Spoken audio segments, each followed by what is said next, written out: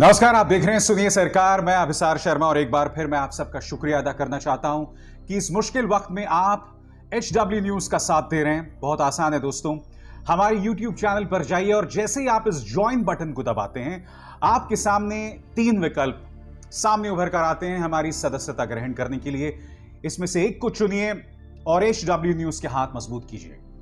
और आज सुनिए सरकार में जो विषय मैं आपके सामने लेकर आया हूं उसे गौर से सुनिएगा। इस देश के अंदर सिर्फ महंगाई और नफरत आसमान छू रही है। इस देश के अंदर सिर्फ महंगाई और नफरत तमाम रिकॉर्ड्स तोड़ रही है। और इसे समझाने के लिए मैं आपके सामने राजस्थान के अंदर इस वक्त जो पेट्रोल के दाम है वो बताना चाहता हूं। आपके स्क्रीन पर दोस्तों, सीकर में आज पेट्रोल के दाम है 103 रुपए 80 पैसे और कल 102 रुपए 98 पैसे थे। सिरोही में 104 रुपए 99 पैसे, कल 103 रुपए 72 पैसे। टोंक में 103 रुपए 48 पैसे, कल दाम थे 103 रुपए 72 पैसे। और उदयपुर में 103 रुपए 76 पैसे और कल दाम थे 103 रुपए 61 पैसे।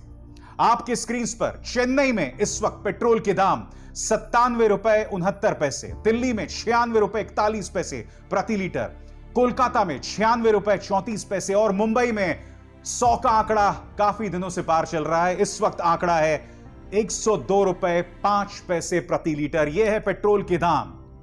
और आप समझ सकते हैं दोस्तों कि जब पेट्रोल के दाम बढ़ेंगे इसका असर महंगाई पर क्या पड़ेगा। आप खुद सब्जी खरीदने जा रहे हैं, तेल खरीदने जा रहे हैं, अनाज खरीदने जा रहे हैं दोस्तों, सबके दाम आसमान छू रहे हैं। मगर सबसे दुख की बात दोस्तों कि इस देश में जहां महंगाई आसमान छू रही है और उसका तो समाधान है, जब आर्थिक हालात बेहतर होंगे तो उसका तो समाधान हो जाएगा, मगर नफरत भी आसमान छू रही है। आपके स्क्रीन पर दोस्तों कुछ दिनों पहले 17 साल के इस फैसल पर निगाह डाली।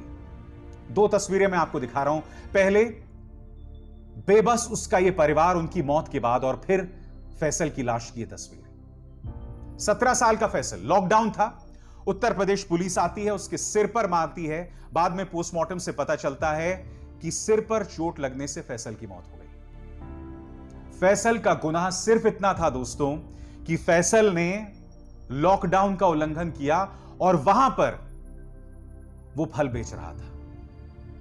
वो अपना स्कूल छोड़ चुका था क्योंकि उसके परिवार के अंदर इतनी गरीबी थी कि उसकी बहन, उसकी मां जिंदगी व्यापन नहीं कर पा रहे थे, जिंदगी बिता नहीं पा रहे थे। आज उसका परिवार इंसाफ की मांग कर रहा है, 1 करोड़ रुपए की मांग कर रहा है। क्या मुख्यमंत्री आदित्यनाथ इस परिवार की गुहार सुनेंगे, या उनकी गुहार को इसलिए अनसुना कर दिया जाएगा क्योंकि फैसल और उसका परिवार एक मुसलमान है? आप इस तरह से अपने अंदर की इंसानियत किस तरह से खत्म कर सकते हैं दोस्तों? कैसे यह पार्टी इस तरह से अपनी इंसानियत को खत्म कर सकती है? और मैं जानता हूं आप क्या कह रहे हैं। आप कह रहे हैं कि अभिसार, आप इसके लिए भाजपा को क्यों ब्लेम कर सकते हैं? तो इस चेहरे पर गौर कीजिए। सूरजपाल अमू करणी सेना का एक नेता या कार्यकर्ता, कौन था पता नहीं, इसने हरियाणा में खड़े होकर एक और मुस्लिम लड़के आसिफ की हत्या कर दी गई थी, और जब आसिफ के हत्यारों को गिरफ्तार किया गया था, उसके आरोपियों को, हत्या के आरोपियों को गिरफ्तार किया गया था, तब यह आदमी यह कह रहा था कि हमारे बच्चियों की अश्लील फोटो ली जाएगी और तब भी क्या हम मुसलमानों को ना मारें? यहां पर मेरे 2 सवाल हैं। पहली बात, क्या हमारे पास ऐसे कोई प्रमाण हैं कि आसिफ ने कोई अश्लील फोटोग्राफ्स ली थी?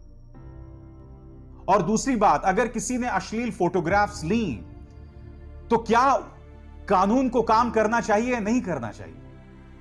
क्योंकि हमारे सामने ऐसी ढेरों मिसालें हैं जहां पर लोगों पर गलत इल्जाम लगाया गया था, बलात्कार को लेकर, परेशान करने को लेकर, और इस तरह की ढेरों मिसालें हैं।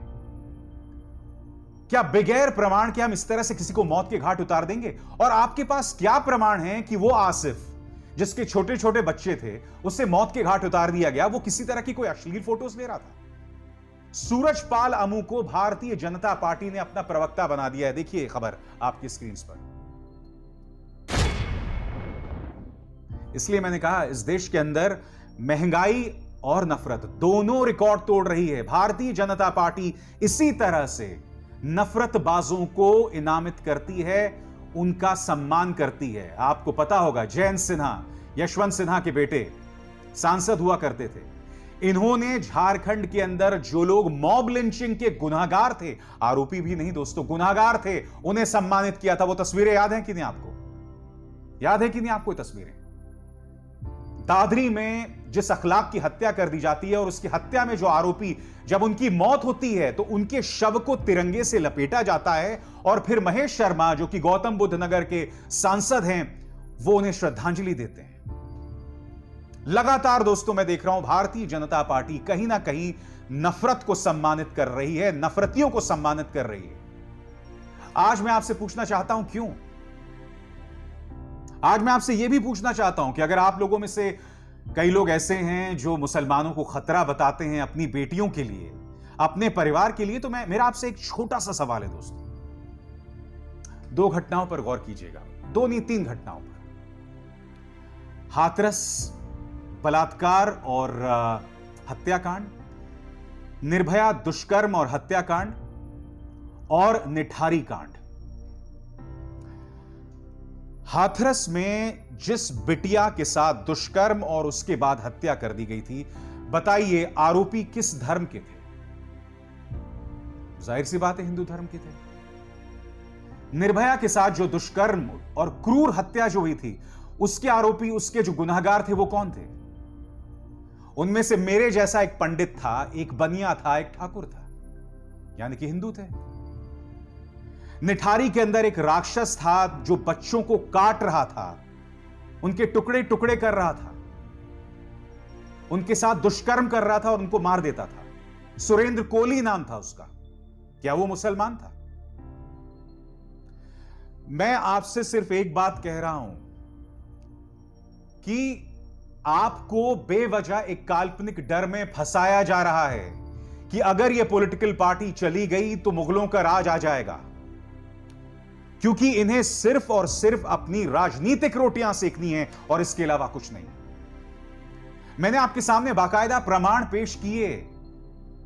मैं जानता हूं ऐसी ढेरों मिसालें हैं। एक मिसाल हाल में ही थी जिसमें एक मस्जिद के मौलवी ने एक लड़की के साथ दुष्कर्म किया। मगर फिर हम ये ना भूलें, उत्तर प्रदेश के अंदर एक और घटना थी। आपको याद होगा, एक लड़की मंदिर जाती है और मंदिर का पुजारी उसके साथ बलात्कार करता है और फिर उसकी हत्या करके उसको घर के बाहर फेंक देता है। हर एक बलात्कारी मौलवी के लिए एक बलात्कारी पंडित और एक बलात्कारी प्रीस्ट भी है, पादरी भी है। मैं आपसे सिर्फ इतना कह रहा हूं कि अपराध को मजहब के साथ मत जोड़िए। अपराधी कोई भी हो सकता है। हम लोग जिस तरह से खुद को नफरत में दफन कर रहे हैं ना, आने वाली पीढ़ियां उसके लिए हमें माफ नहीं करने वाली है। क्योंकि हो क्या रहा है दोस्तों, हमें नफरत में दफन किया जा रहा है, हमारे बच्चों की मानसिकता के साथ खेला जा रहा है इसी नफरत के चलते, और जो बुनियादी मुद्दे हैं उससे हमें दूर किया जा रहा है। मसलन जैसे कि मैंने आपको बताया, पेट्रोल के दाम आपकी स्क्रीन पर एक बार फिर। चेन्नई 97 रुपए 69 पैसे प्रति लीटर, दिल्ली 96 रुपए 41 पैसे, मुंबई 102 रुपए 50 पैसे, कोलकाता 96 रुपए 34 पैसे प्रति लीटर पेट्रोल हो रहा है। आप लोग बाहर जा रहे होंगे, तेल खरीद रहे होंगे, अनाज खरीद